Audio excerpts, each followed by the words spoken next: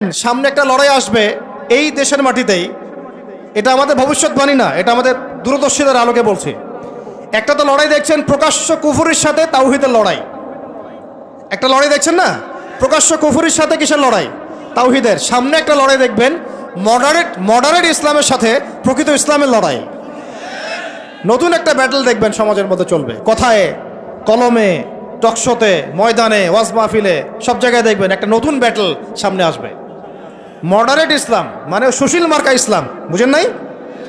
সুশীল মার্কা পশ্চিমা আদলের এক ইসলাম, পশ্চিমাদের সন্তুষ্টি মানে সাধনকারী ইসলাম, এবং যে ইসলামটাকে ওরা প্রমোট করবে এর সাথে একটা লড়াই দেখা যাবে যারা নবী মুহাম্মদ সাল্লাল্লাহু আলাইহি ওয়াসাল্লাম এবং সাহাবীদের সেই সিরাতের আদলের ইসলাম মানে, এইটার সাথে একটা কনফ্লিক্ট সামনে দেখবেন আপনারা, দেখে নিয়েন ইনশাআল্লাহ। কারণ আমরা খুব গভীরভাবে অবজার্ভ করছি বিষয়গুলো, যে যারা এতদিন পর্যন্ত সুযোগ সন্ধানী ছিলেন তারা এখন মডারেট ইসলামের দীক্ষায় দীক্ষিত হচ্ছেন। এই ইসলাম দিয়ে আল্লাহর জমিনে দিন কায়েম হবে না। ইসলামে আল্লাহর জমিনে দিন কায়েম করতে হলে সাহাবীদের ইসলাম নিয়ে আসতে হবে বাংলার জমিনে। আর সাহাবীদের ইসলাম শুধু আমর বিল মারুফের ইসলাম ছিল না, এখানে নাহি আনিল মুনকারও ছিল। মানে আপনারা হয়তো বোঝেন নাই, মানে শুধু সৎ কাজে আদেশের ইসলাম ছিল না, বরং অসৎ কাজে নিষেধের ইসলামও ছিল। শুধুমাত্র আমরা ভালো ভালো কথা বলবো, অন্যায় নিষেধ করব না, শুধুমাত্র তাবলীগের কথা বলবো, আল্লাহর জমিনে দিন কায়েমের কথা বলবো না, প্রয়োজনে আমরা জুলুমের বিরুদ্ধে দাঁড়িয়ে যাব না, জালেমের বিরুদ্ধে প্রতিবাদ করব না, এইরকম ইসলাম, এইরকম মানহাজ দিয়ে আপনি বাংলাদেশের জমিনে দিন কায়েম করতে পারবেন। এখন কথা হচ্ছে, আমি অনেক গভীরে চলে যাচ্ছি। যুবক ভাইদেরকে বলছিলাম যে নামাজের সাথে তেলাওয়াত ধরে রাখেন, আজকার ধরে রাখেন, ওলামা একরামের সোহবত ধরে রাখেন, এবং প্রকৃত ইসলাম আর এই protestant version of Islam, moderate Islam, এর পার্থক্য বোঝার চেষ্টা করবেন। ইসলাম শিখবেন আল্লাহ, তার রাসূল এবং সাহাবীদের কাছ থেকে। ইসলাম আমাকে পশ্চিমাদের কাছ থেকে শিখতে হবে না, ভারতের কাছ থেকে শিখতে হবে না, এই সুশীলদের কাছ থেকে শিখতে হবে না, এই মুনাফিক মার্কা বুদ্ধিজীবীদের কাছ থেকে শিখতে হবে না। ইসলাম শিখবো কোত্থেকে? সাহাবীদের কাছ থেকে। কাদের কাছ থেকে? এবং সিরাত থেকে আমি দলিল নিব। কোত্থেকে দলিল নিব? সিরাত থেকে, কোরআন থেকে এবং সুন্নাহ থেকে আমি দলিল নিব। আমি পশ্চিমাদের থেকে দলিল নিব না। একটা বিষয়ে স্পষ্ট মনে রাখবেন, ওরা যে ইসলামটাকে প্রমোট করবে নিঃসন্দেহে সেই ইসলামের মধ্যে আব্দুল্লাহ বিন উবাইয়ের একটা মানহাজ থাকবে। ওদের ইসলামের সাথে আব্দুল্লাহ বিন উবাইয়ের মানহাজ জড়িত থাকবে। খবরদার এই ট্র্যাপে পা দিবেন না, আল্লাহ পাক আপনাদেরকে হেফাজত করেন, আমিন। এরপরে আসেন যে পয়েন্টটা নিয়ে আমি এদিকে চলে আসছি, যে আমাদের সমাজের এই সংকটগুলা, যে বড় বড় লেভেলের সংকটগুলো, এগুলোকে যদি আমরা দূর করতে চাই তাহলে আল্লাহর কসম করে বলছি, রাষ্ট্র ব্যবস্থায় পরিপূর্ণ ইসলাম কায়েম না হওয়া পর্যন্ত আমরা পরিপূর্ণ স্বাধীনতা অর্জন করতে পারবো না। এইটা একদম নিজের মধ্যে সূরা ফাতিহার মতো মুখস্থ করে নেন। যতই আমরা জনবল দেখাই না কেন, যত মাহফিল করেন, যত প্যান্ডেল নিয়ে আসেন, হ্যাঁ, যত আপনি স্লোগান দেন, আরও তো অনেক কিছু করছি আমরা, ঠিক আছে, কাজ তো ভালো, আলহামদুলিল্লাহ, কোনো সমস্যা নাই। বাট এই কাজগুলো ভাটা পড়ে যাবে যদি উপরের লেভেলে ইসলামকে নিতে না পারি আমরা। এমনকি মসজিদের মধ্যেও আমরা স্বাধীন থাকতে পারবো না যদি আমরা রাষ্ট্র ব্যবস্থা ইসলামকে নিতে না পারি। গত 10 বছর দেখেন নাই, জুমার খুতবা কি দেওয়া হবে সেটার উপরে চাপ প্রয়োগ করা হয়েছে। ওয়াজ মাহফিলে কি বলবেন, কি বলতে পারবেন না, তার উপরে আপনাকে নজরদারি করা হয়েছে। আমরা তো এমন একটা হালতে ছিলাম যে বাসায় ঘুমালেও বাসার বাইরে ওই গোয়েন্দা সংস্থার লোকজন বসে থাকতো। কোথায় যায়, কি করে, কার সাথে ফোনে কথা বলে, কে তাকে কল দেয়, যে কল দিল তার সাথে এর কী সম্পর্ক। আমাদেরকে কল দিলে তো মানুষই বিপদে পড়তো আর কি, কল দিয়ে তারাই বিপদে পড়তো। কার সাথে দেখা করে, কে বাসায় আসতেছে, কে যাচ্ছে। এই যে একটা, মনে আছে দাজ্জাল যে দ্বীপে বন্দী আছে, একটা হাদিস আছে না, একটা যে তামিমদারি রাদিয়াল্লাহু আনহু হাদিস। প্রথমে একটা প্রাণীর সাথে দেখা হয়, সেই প্রাণী জিজ্ঞাসা করে যে তোমরা কোত্থেকে আসছো, মনে আছে হাদিসটা? তো ওই প্রাণী নিজের পরিচয় দিয়েছিল কি, যে আমি জাসাস, আমি কি জাসাসা, আমি কি জাসাসা, আমি হচ্ছে গোয়েন্দা। জানি না এই হাদিসের আসলে তাওয়িল এখন আমার জানা নাই, আল্লাহ ভালো জানেন, আমি এখনো শিখছি। কিন্তু এখন খেয়াল করে দেখেন, পুরা যে সভ্যতাটা চলছে, এরা যেভাবে তাওহীদপন্থী মুসলিমদেরকে এইভাবে গোয়েন্দা সংস্থাদের আওতায় নিয়ে আসছে, উঠতে বসতে চলতে ফিরতে তারা আপনাকে নজরদারির মধ্যে রাখতেছে। ঠিক দাজ্জালের ওই জাসাসার মতো, ঠিক দাজ্জালের জাসাসার মতো। আল্লাহ, যাই হোক, কথা হচ্ছে যে আপনি আমি মসজিদেও স্বাধীন থাকতে পারবো না যদি আমরা উপরের লেভেলের ইসলামকে নিতে না পারি, শক্তিশালী হতে না পারি। এই যে একটু আগে বললাম সুদের কথা, আপনি সুদভিত্তিক অর্থ ব্যবস্থাকে বন্ধ করা তো দূরের কথা, বন্ধ করা বহু দূরের কথা, এখানে সংস্কার আনতে পারবেন না যদি আপনি রাষ্ট্র ক্ষমতা ইসলামকে নিতে না পারেন। শিক্ষার কথা বলি, দুটো লাইন বলি। শিক্ষার যা দুরবস্থা চলছে, এই দুরবস্থায় উচিত ছিল, দেখেন প্রাইমারি স্কুলেই আমাদের বাচ্চারা কোরআন তেলাওয়াত শিখে যাবে। আপনি লক্ষ লক্ষ প্রাইমারি স্কুলের বাচ্চাদেরকে একটা জায়গায় বসান, তাদের মধ্যে 90% কোরআন তেলাওয়াত করতে পারে না। হাই স্কুলের বাচ্চারা পারে না, কলেজের বাচ্চারা পারে না, ইউনিভার্সিটির ছেলেরা পারে না, অনার্স মাস্টার্সের ছেলেরাও পারে না। তাদেরকে যারা শিক্ষা দেয়, শিক্ষক মণ্ডলী, তারাও 80% কোরআন তেলাওয়াত করতে পারে না। একটা দেশের শিক্ষা কমিশন কোরআন তেলাওয়াত করতে পারে না। একটা দেশের এমপি মন্ত্রী আমলারা কোরআন তেলাওয়াত করতে পারে না। ইল্লা মাশাআল্লাহ, ইল্লা মাশাআল্লাহ, যারা শিখেছে তারা কিন্তু রাষ্ট্রীয় শিক্ষানীতির মধ্যে, সিলেবাসের মধ্যে শিখে নাই। তারা শিখেছে কোনো ওস্তাদের কাছে, হয় কোনো মক্তবে, না হলে মাদ্রাসায়। তাহলে একটা মুসলিম প্রধান রাষ্ট্রে শিক্ষা ব্যবস্থার মধ্যে কোরআন বাধ্যতামূলক নাই। তাহলে আমরা শিক্ষার মধ্যে কোরআনের ইসলামের কি দ্বৈনতা বুঝতে অসুবিধা আছে? এই সংকট কিভাবে দূর করবেন যদি আপনি ইসলামকে রাষ্ট্র ব্যবস্থায় না নেন? দাবি করলাম, আন্দোলন করলাম, মানববন্ধন করলাম, আপনাদের কি মনে হয় তারা চেঞ্জ করে দিবে? কখনোই করবে না। হয়তো বলবে ঠিক আছে, আচ্ছা ঠিক আছে, আমরা 10টা সূরা দিয়ে দিলাম পড়ুক, 20টা সূরা দিয়ে দিলাম পড়ুক, এক পারা দিলাম মুখস্থ করুক, সর্বোচ্চ দিল ধরেন। কিন্তু আমরা জানি যে এগুলো দিয়ে সাহাবাওয়ালা সেই জজবা, সেই ইমান, সেই দাওয়াত, সেই জিহাদ, সেই একামতের দিন সম্ভব না। এগুলো জাস্ট আইওয়াশ, শোডাউন করা মানুষকে। জ্ঞান, ইসলামের জ্ঞান যে এত গভীর, মানে আমরা এখন যেটা অনুভব করি যে আমরা এই সাগরের কিনারায় দাঁড়িয়ে আছি, এখনো সাগরে নামা তো দূরের কথা, আমরা পাও ভিজাইনি এখন। এটা হলো দ্বীন ইসলামের জ্ঞানের গভীরতা। আর আমাদের 90% মুসলিমের কান্ট্রি, এখানে শিক্ষা ব্যবস্থায় ইসলাম নাই। কোরআন বাধ্যতামূলক না, হাদিস 100টা বাধ্যতামূলক না। 20 বছর পড়াশোনা করে আমাদের ভাইরা 20টা সূরাও শিখে না। এখানে ইংরেজি বাধ্যতামূলক, সায়েন্স বাধ্যতামূলক, ম্যাথামেটিক্স বাধ্যতামূলক। আর কি বলবো, বিসিএস ক্যাডার হচ্ছে কোরআন ছাড়াই। সিরাত, নবী সাল্লাল্লাহু আলাইহি ওয়াসাল্লামের জীবনী, যে নবীকে চিনে না সে আল্লাহকে চিনবে কিভাবে? সেই সিরাত আমাদের সিলেবাসে নাই। আপনি দাঁড়ান, একজন দাঁড়ায় বলেন তো যে 20 বছর পড়াশোনা করেছেন, আপনার সিলেবাসে সিরাত ছিল? একটা বই, খতামুল আম্বিয়া, সিরাতে খতামুল আম্বিয়া, পাতলা এতটুকু বই, সিরাতে খতামুল আম্বিয়া, মুফতি মোহাম্মদ শফি রাহমাহুল্লাহ লিখেছেন, এতটুকু বই। এই বইটাও কি পড়াইছে? তাহলে একটা দেশের শিক্ষা কমিশন কি করছে আসলে? এদেশের কোটি কোটি ছেলে, কোটি কোটি মেয়ে, কোটি কোটি শিশু কোরআনবিহীনভাবে শিখছে, হাদিসবিহীন শিক্ষা শিখছে, সিরাতবিহীন শিক্ষা শিখছে, ইসলামের ইতিহাস নাই, আকিদা তো বহুদূরের কথা, ফরজে আইনেরও কোনো পড়াশোনা নাই। কিন্তু এখানে আপনি শরীফও পাবেন, আরো কত কি পাবেন, এগুলো না হয় নাইবা বললাম, বলতেও খারাপ লাগে। উন্মুক্ত যৌন চর্চা ওখানে পড়ানো হচ্ছে, যৌন শিক্ষার নামে উন্মুক্ত ফ্রি সেক্সের দীক্ষা দেওয়া হয় নাই। এখন কতটুকু সংস্কার হচ্ছে আমি জানি না, নতুন করে আমি বই ঘাটি নাই। আগে 20-30 বছর আগে যাও ইসলামের কিছু ছিল, গদ্য পদ্য উপন্যাস কিছু ছিল, এগুলো আস্তে আস্তে সব উঠায় দেওয়া হয়েছে। খেয়াল করে দেখেন। তাহলে এটাকে পরিবর্তন আনার জন্যে শুধু কি মানববন্ধন যথেষ্ট হবে? ওয়াজ মাহফিলে আমি যে বলছি, আমার বলাটা কি যথেষ্ট হবে? এরা শুনেও শুনবে না, দেখেও দেখবে না।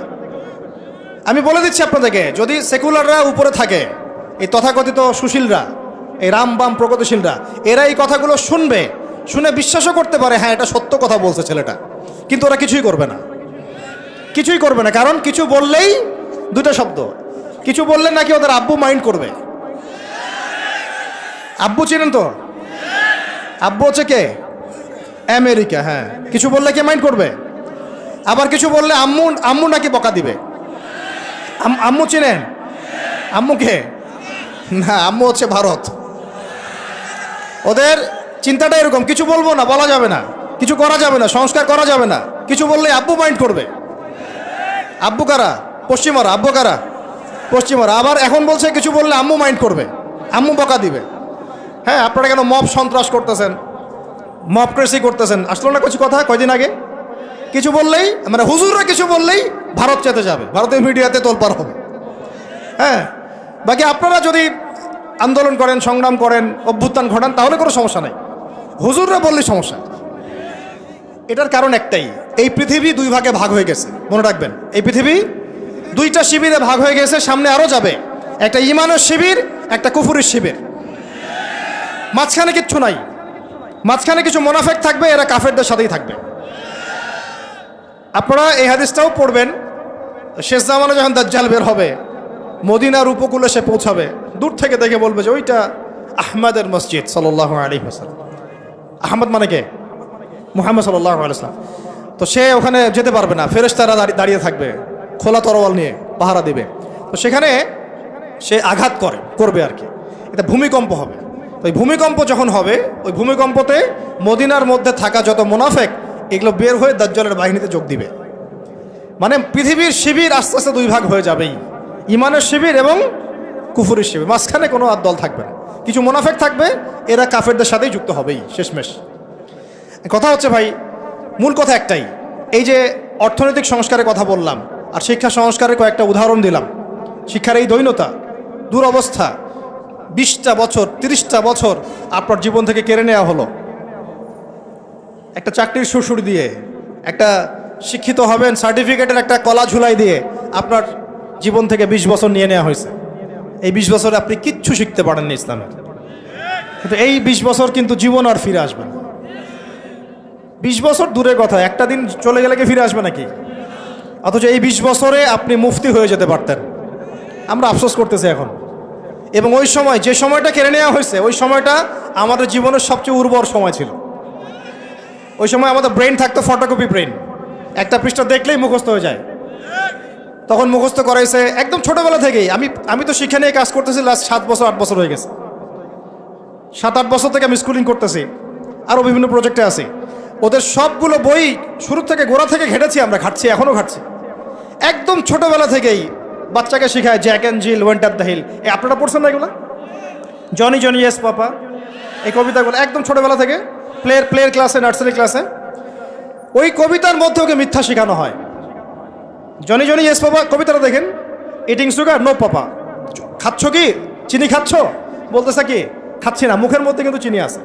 তাহলে ছোটোবেলায় আমার বাচ্চাকে শেখানো হলো কীভাবে মিথ্যা বলতে হয়। প্রত্যেকটা জায়গায় সমস্যা আছে, প্রতিটা জায়গায় তারা সূক্ষ্ম সুকৌশলে বিষ ঢুকাই দিছে। এত প্রবলেমের মানে সমস্যার গোড়া যে এত গভীর, কোনটা ছেড়ে কোনটা বলবো আমরা হুঁশ পাচ্ছি না। এই জন্য পুরো মূল সমাধানের জায়গাটা বললাম, ওইটা যদি ঠিক হয়ে যায় বাকি সবগুলো ঠিক হয়ে যাবে ইনশাআল্লাহ। আর এখন বিগত প্রায় 50, 60, 70 বছর থেকে বাংলাদেশের দাওয়াতের কাজ অনেক হয়েছে আলহামদুলিল্লাহ, এখনও হচ্ছে, দৈনন্দিন হয়েই যাচ্ছে ইনশাআল্লাহ। একটা জেনারেশন তৈরি হয়ে গেছে আলহামদুলিল্লাহ, যারা আল্লাহর জমিন, আল্লাহ দিন কায়েমের জন্য জান পর্যন্ত দিতে পারবে।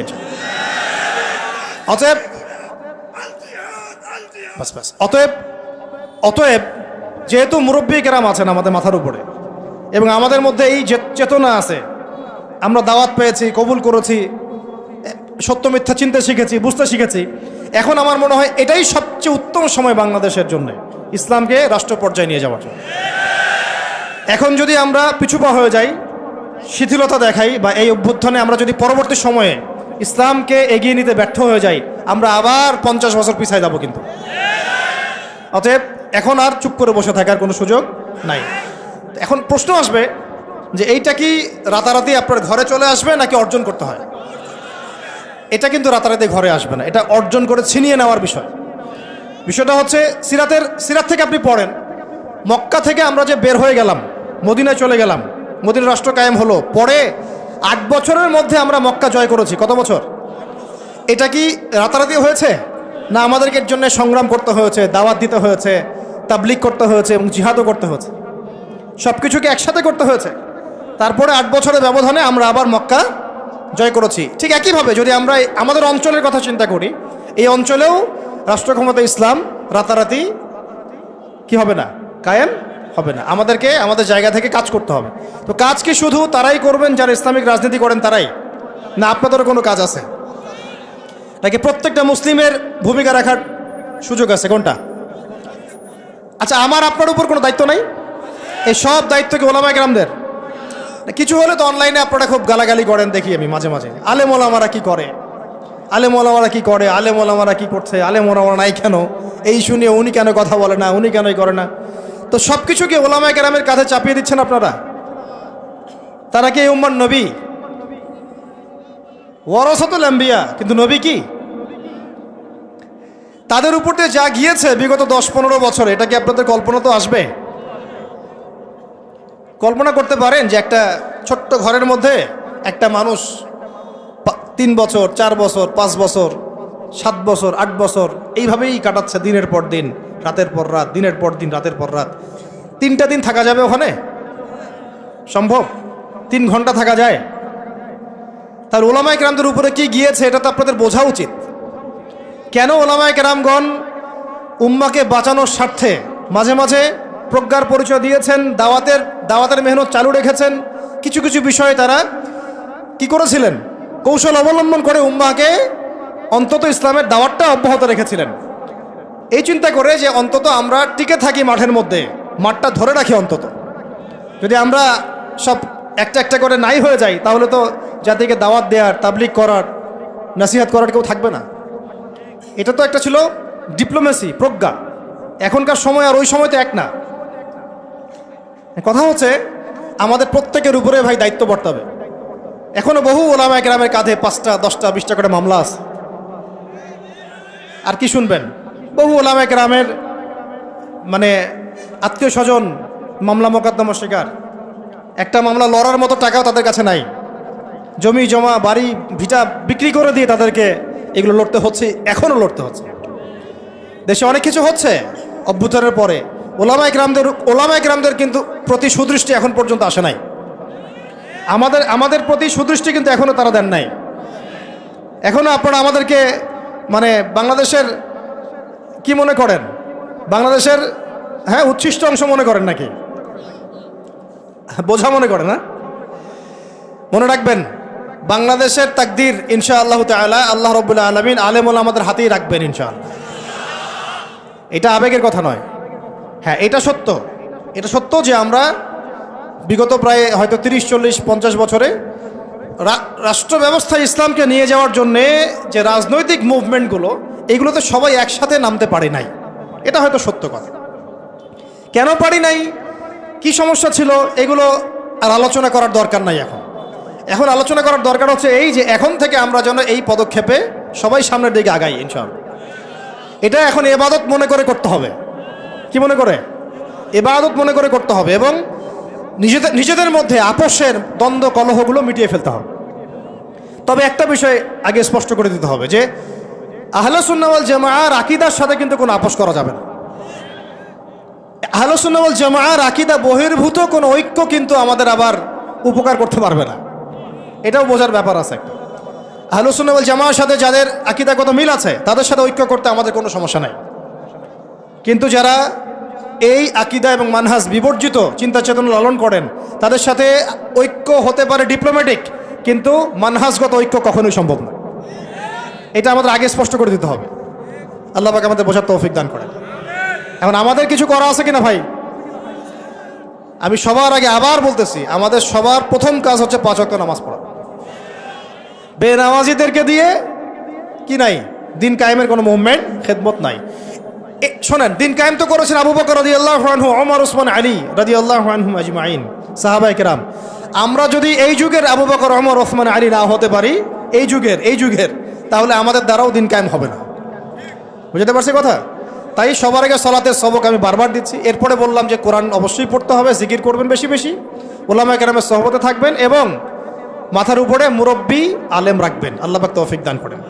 এরপরে আমি বলছিলাম যে অবশ্যই রিজিক হালাল হয়ে যেতে হবে, পরিবারের আদর্শগুলো ইসলামিক হয়ে যেতে হবে, সন্তানদেরকে আল্লাহর জন্য মানুষ করতে হবে মুজাহিদ হিসাবে।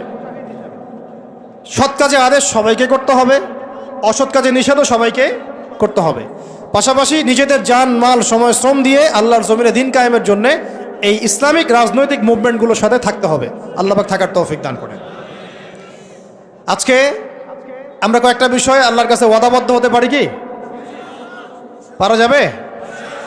1 নাম্বার, জীবনে কোনোদিনও নামাজ ছাড়বো না ইনশাআল্লাহ। 2 নাম্বার, দ্বীনি ইলমের শিক্ষা নিজের উপরে ফরজ করে নেব ইনশাআল্লাহ। যেভাবে আমরা দুনিয়া শিখেছি এইভাবে দিন শিখতে হবেই হবে। এটা আমার উপর নফল কোনো কাজ নয়, এটা একটা ফরজিয়াত। এটা কি? আল্লাহ পাক তৌফিক দান করেন। 3 নাম্বার, কোরআন ছাড়া একটা দিনও কাটাবো না। পারবো ইনশাআল্লাহ? কোরআনুল কারীম ছাড়া একটা দিনও কাটাবো না ইনশাআল্লাহ। 4 নাম্বার, আল্লাহর জিকিরে জবানকে সিক্ত রাখবো ইনশাআল্লাহ। 5 নাম্বার, মাথার উপরে একজন বরেণ্য আলেম রাখবো, অন্তত একজন। অন্তত কয়জন? কারো মাথার উপরে 100 জন থাকতে পারেন, কোনো সমস্যা নেই। অন্তত একজন মুরব্বী আলেমের পরামর্শে চলবেন, একা একা চলবেন না।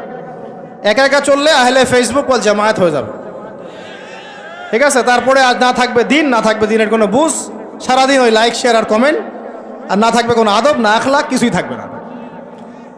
এবং আস্তে আস্তে ওই বদদোয়া লাগবে গায়ে, আলেমদের বদদোয়া লাগবে, সরে যাবেন দিন থেকে। ওলামায়ে কেরামের বদদোয়া নিলে দেখবেন দিন থেকে সরে গেছেন আপনি। বহু মিসাল নজির আমাদের সামনে আছে, ওগুলো নিয়ে আমি কথা বলতে যাচ্ছি না।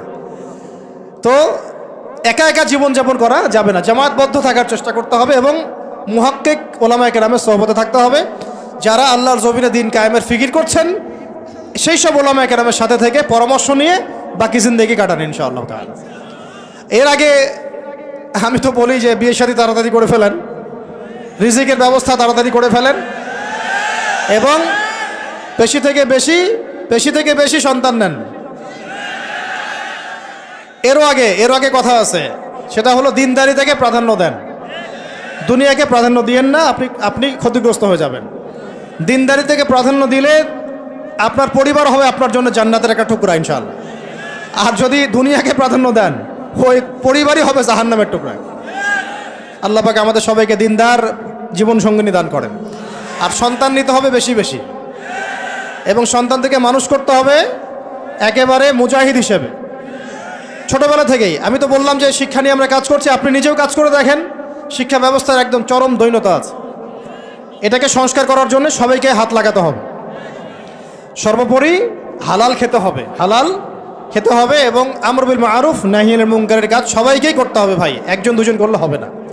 নিয়মিত তাবলীগে সময় দেন, আল্লাহর রাস্তায় সময় লাগান, পড়াশোনা ঠিকমতো করেন, এই অনলাইনের ফিতনা থেকে বেঁচে থাকেন।